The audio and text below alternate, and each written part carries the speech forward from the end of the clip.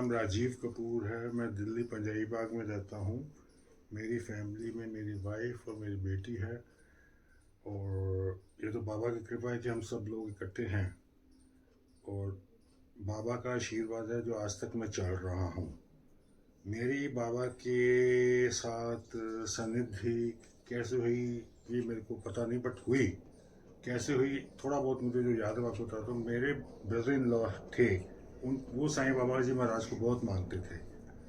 मैं उनसे उनके यहाँ जाता देखता था, बस आ जाता था। और मैंने कहा चलो, मैं तो सनातन धर्म को मानता हूँ। मैं मेरी माँ की वजह से मैं अपने सनातन धर्म को मानता था, मानता हूँ आज भी, ये नहीं कि नहीं मानता। लेकिन उनके यहाँ से जाता था, देख के बस नमस्कार, माथा टेका और निकल आए। बस ज़्यादा कुछ बात नहीं करी, सब कुछ किया। तो सन 2005 की बात है। मैं अपने कज़न ब्रदर इन लॉ के साथ उनके ब्रदर इन लॉ के यहाँ गया, उनके ऑफिस में गया। तो मेरा एकदम सबसे पहले जब भी मैं घुसा, सबसे पहले मेरा ध्यान मंदिर पे जाता है। तो मेरा सबसे पहले ध्यान गया तो वहाँ बाबा जी विराजमान थे। मैंने उनसे पूछा, आप भी इनको मानते हैं? कहते हाँ हाँ, मैं तो बहुत अच्छे। मैं क्या, ऐसा क्या क्या बात है? कहते फिर सुनो मेरी बात। उन्होंने मुझे बताया कि मैं कुछ साल पहले, मेरे को हार्ट की प्रॉब्लम थी, बाईपास सर्जरी होनी थी। तो मैंने कहा चलो बाईपास सर्जरी का, उन्होंने कहा कि मैंने बाईपास सर्जरी करानी ही है। तो हम लोग सब परिवार सहित शिरडी गए, वहाँ दर्शन किए। जैसे ही हम मंदिर से गए, बाहर आए तो हमने चाय पीने लगे, तो ऑल ऑफ अ सडन मेरे को मैं बेहोश हो गया। वो पता नहीं कितनी देर तक बेहोश रहा। मेरे घर वाले सारे परेशान, सब कुछ परेशान कि क्या हुआ है, एकदम क्यों बेहोश हो गए, कहीं गड़बड़ तो नहीं होगी उनको। तो कहते जब मेरे को होश आया, मैं उठा और मैं ठीक ठाक हो गया, चाय वाय पी, वहाँ से निकले, फिर दिल्ली आए। मेरी अपॉइंटमेंट थी BL कपूर हॉस्पिटल में, शायद उन्होंने BL कपूर ही बताया मेरे को। तो वहाँ पे मैं बाईपास सर्जरी के लिए जाना था। मैं वहाँ गया, डॉक्टर को दिखाया। तो डॉक्टर ने मुझे कहा सरप्राइजिंगली कि तो आपको तो बाईपास की ज़रूरत ही नहीं है, सब कुछ ठीक है आपका।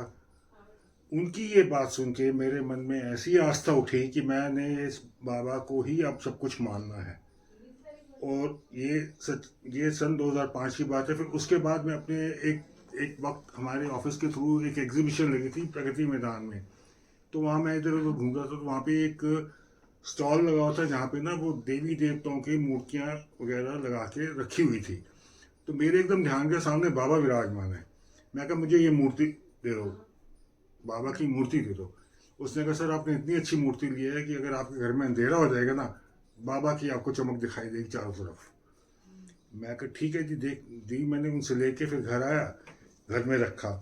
घर में रखा मैंने, मेरा ऑलरेडी मंदिर था, लेकिन मैंने वो मूर्ति बाबा के विराजमान किया मैंने अपने ड्राइंग रूम और डाइनिंग रूम के बीच में। मेरे वहाँ पे एक बुक था, वहाँ पे रखी।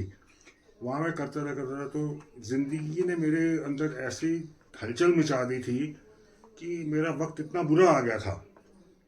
बुरा वक्त आने पे मैं इतना परेशान हो गया था, इतना परेशान हो गया था।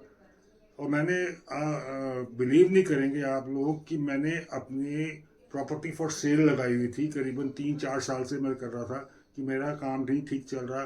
मैं एकदम मेरा मेरी इकॉनमी नीचे गिरती जा रही थी, मैं नहीं कर पा रहा था काम। तो एक दिन वैसे ही खड़े खड़े मैं पाठ पूजा कर रहा था, बाबा के आगे हाथ जोड़ के हम नमन करता था। मेरे को पता नहीं था क्या साईं चलसा क्या है, साईं चरित्र क्या है, साईं सच्चरित्र क्या है, ये सब जो ज्ञानेश्वरी वगैरह है माँ का, कुछ भी मुझे नहीं पता था क्या है ये चीज़ें। तो एक दिन मैं खड़ा, मैं इतना इतना परेशान था कि आप बिलीव नहीं करेंगे कि मेरे पास जिस दिन मैं बाबा के सर पे चरणों पे खड़ा होके, चरणों में खड़ा होके मैं बाबा के आगे हम नतमस्तक हुआ। मैं कहा बाबा, मेरे को अगले दिन का नहीं पता था कि मैं क्या करूँगा क्या नहीं कर पाऊँगा, क्योंकि मेरे पास क्या कहूँ मैं, मेरे पास सिर्फ 5 रुपये बचे थे अपनी जेब में, और मेरे पास उसके बाद कुछ नहीं था। मैं बाबा के रात को गया, बाबा के आगे हाथ जोड़े, विनती करी। भाई का बाबा, यहाँ तो मेरी नैया पार कर, यहाँ मेरे को आर कर, यहाँ रात को ऐसा सोऊं कि हम सब लोग उठ ही नहीं पाए सवेरे, क्योंकि इतना तंग हो रहे हैं हम। इतना तंग आ गया था मैं कहा यहाँ तो सवेरे में उठ ना पाऊँ, मेरा परिवार भी ना उठे, हम लोग ना जी पाए। क्या मैं रात को सो गया। अगले दिन सवेरे मैं बैठा हुआ था, तो मेरे यहाँ हमारे जानकार हैं, मेरे भाई साहब भी लगते हैं, वो प्रॉपर्टी का डील करते हैं। तो वो आए सवेरे सवेरे। आप बिल मैं आपको क्या बताऊँ, मैं जो आपको ये बातें बता रहा हूँ, मेरे अंदर रोंगटे खड़े हुए हैं। मेरे पास सिर्फ 5 रुपए सवेरे भी, और मेरे घर में इतना, मतलब एक गिलास का आधा हिस्सा मेरे पास दूध था, जो कि मैं अपनी बेटी के लिए बचा के रखा था कि चलो उसको तो दें, कुछ ही हो जाए। तो आए अंकल, कहते हैं, भाई साहब आए और कहते हैं कि यार रजीब मेरे को चाय पिलाएगा। मैं कहा हाँ जी आओ। तो उस टाइम मेरी वाइफ ने मुझे देखा ऐसे कि जैसे, मतलब कि क्या कर रहे हो आप, आपको पता तो है उसके लिए रखा है। फिर मैं कहा नहीं तू चाय ला, क्योंकि मेरे माता पिता ने मेरे को ये सिखाया था कि कोई मेहमान है उसको खाली नहीं भेजना, आपने सब कुछ करना है चाहे कुछ हो जाए। आप नमक से रोटी खा लो, प्याज से रोटी खा लो, लेकिन मेहमान को भूखा नहीं भेजना। मैंने चाय बनवाई, वो बैठे, चाय उन्होंने आधा कप पिया, और आधे कप के बाद ही बोले भाई तूने प्रॉपर्टी बेचनी है। मैं कहा, कहते हैं कि मैं वो पार्टी लाऊं। मैं कह ले आओ जी अगर है तो। मैं कहा ये तो कह के चले गए हैं, आएंगे नहीं, क्योंकि हमेशा ही कह के चले जाते, आते नहीं थे।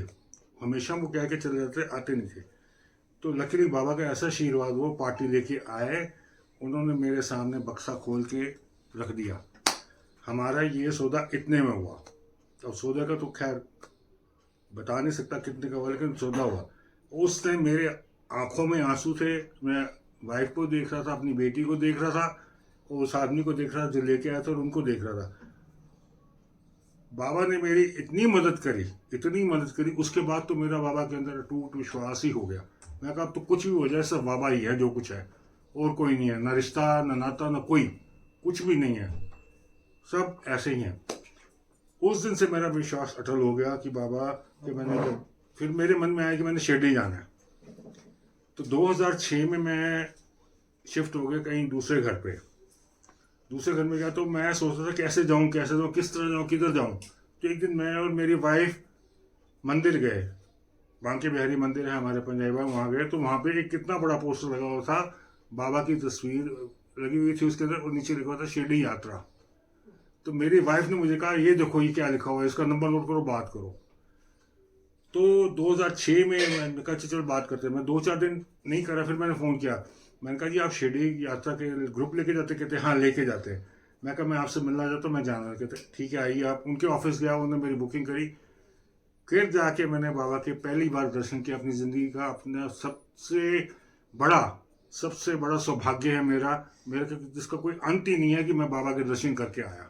और वहाँ पे भी इतना मज़ेदार आया कि पहली बार ही गया, माथा टेका बाबा के चरणों में। इधर गया तो उधर सिक्योरिटी गार्ड खड़ा कर, इधर आओ, इधर इधर आओ, इधर आओ। मैं क्यों, क्या हो गया, इधर आओ, इधर से करो दर्शन। मैंने उधर से कर दर्शन। फिर मैं निकल रहा था, दूसरी तरफ से गाड़ा, इधर आओ, इधर। मतलब 5-6 बारी मेरे को बुलाया गया, और 5-6 बारी मेरे दर्शन में पहली बारी में इतना आनंद आया मेरे को, इतना आनंद आया कि मैं आपको बयान नहीं कर सकता आप लोगों को, कि मैं क्या बोलूँ आपको, कुछ भी नहीं। ये तो मेरे लिए तो बहुत था, और बाबा के लिए कण के बराबर था कि मैं तेरे को दर्शन दे रहा हूँ। और मेरे को इतना अच्छा लगा, इतना आनंद आया कि पूछो नहीं। उसके बाद मैं घर आया, वापस घर आके सारी बातें मैंने बताई, सारा कुछ किया। तो मेरी, आप बिलीव नहीं करते, मेरी बेटी किसी मंदिर नहीं जाती, किसी मंदिर नहीं जाती, साईं बाबा के मंदिर जाती है। तो बाबा को मानती है। मतलब ये है कि वो कहीं भी दुनिया के किसी कोने, कनाडा में बैठी है, वो आज भी साईं बाबा को मानती है। हमारे घर में आहिस्ता, मतलब मेरे वजह से सारे शुरू हुए मानना, मेरे परिवार। हम 3 जाने, हम तीनों मानते हैं। और भी बहुत सी ऐसी घटना, ये एक मेरा जिंदगी का सबसे बड़ा सत्य था जो मैं आपको बता रहा हूँ, कि जिसका मैं अपने दिमाग में इतनी टेंशन से फ्री हुआ था जब बाबा ने मेरे को इतना बड़ा आशीर्वाद दिया। मेरी प्रॉपर्टी बिकवाई, सब कुछ किया, सब बाबा ने किया, मैंने तो कुछ नहीं किया। आज जो भी मैं हूँ, आज बाबा की वजह से हूँ। मेरी सांसें चल रही है तो बाबा की वजह से। अगर मैं सोता हूँ तो बाबा के आशीर्वाद लेके सोता हूँ, उठता हूँ तो बाबा का आशीर्वाद लेके उठता हूँ, खाता हूँ तो बाबा का आशीर्वाद लेके ही खाता हूँ, उससे पहले नहीं। मेरे घर में तो ये है कि जब तक मैं पाठ ना कर लूँ मैं अन्न ग्रहण नहीं करता। लेकिन कुछ वजहों से अब मुझे ये है कि बाबा ने कहा कि भूखे पेट भजन ना होए। बाबा ने कहा था कि मैं अपने बच्चों को भूखा नहीं रख सकता। तो मेरे कुछ कारण बन गया कि मेरे को शुरू करना पड़ा पूजा से पहले, लेकिन बाबा ने उसका मेरे को पूरी आज्ञा दी, तभी मैंने खाना शुरू किया उससे पहले। और आज भी देखिए आपके सामने बैठा हूँ, और भी बहुत घटनाएं हैं ऐसी, जो आपको एक दो घटनाएं और हैं जो सुनाओ तो आप दंग रह जाएंगे। मेरा एक्सीडेंट हुआ, मेरी टांग के अंदर थोड़ा सा फट गया, तो अब डॉक्टर के पास जाओ तो पट्टियाँ मारते, तो मेरे को मेरे जो जख्म है इतनी जल्दी आसानी से भरते नहीं है, सालों लग जाते हैं भरने में मेरे को, इतना होता है। मैंने क्या किया, मैं आया घर, मैंने वाइफ को बताया मेरा एक्सीडेंट हो गया, तो वो मेरे से मैं कोई बात नहीं यार, हो जाएगा ठीक। कहते अब डॉक्टर के, मैं कहा रात को 12 बजे कहाँ मैं किस डॉक्टर को उठाऊँ। कहते कोई बात, सवेरे उठा, नहाया धोया, दर्द तो हो रही थी, ब्लड भी निकल रहा था थोड़ा थोड़ा। मैंने मन में आया कि बाबा कहते हैं मेरी उदी का सेवन जो करता है, जो अपने इस अंग पे लगाता है, उसके सारे कष्ट दूर करता हूँ। मैंने उनकी उदी को लगा उठाई और अपने जख्म पे लगा दी। Within span of 72 hours मेरा जख्म एकदम खत्म हो गया। मतलब इतनी ताकत है उस उदी में, उस उदी में। अगर कोई नहीं भी देता, मैं उसको तो लेके देखो क्या आनंद आता है। और मैं कुछ कर लो, उदी के बगैर मैं चलता ही नहीं।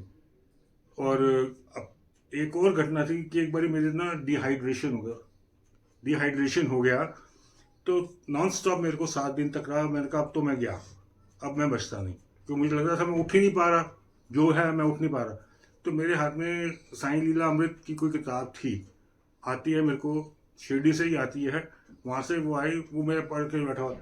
मैंने किताब उठाई और देखा, मैं कहा बाबा जितनी सांसें तूने लिखी उतनी तो मैं जीऊँगा, अगर मेरा सवेरे उठना नहीं लिखा तो नहीं उठूँगा, बाकी ते जो सांसें जब तूने तार तोड़नी है तोड़ देनी है, उसके बाद मेरा तो कुछ पता नहीं, मैं तो क्या। इतना कह के मैंने किताब रखी और मैं सो गया। रात को 2:30-3 बजे करीब उठा। मैंने अपनी वाइफ को कहा कि उठो जल्दी, मेरे लिए कुछ बनाओ, मेरे को बहुत भूख लग रही है। कहते क्या कह रहे हो आप, तो इतना। मैं कहा नहीं मेरे को नहीं पता। कहती रात को 2:30-3 बजे कह रहे हो। मैं कहा तू बना दो यार, इस समय सब क्वेश्चन मत पुट करो, मेरे को बहुत भूख लग रही है। तो तब खाया, और आज आपके सामने हूँ, सब कुछ है, सब बाबा का आशीर्वाद है। वो दिन है, आज का दिन है, मैं बिल्कुल ठीक हूँ। मेरे को कोई ऐसी जो भी तकलीफ आती है बाबा मुझे उससे निकाल के रख देते हैं, जो भी मेरे के कष्ट आता है वो दूर कर देते हैं।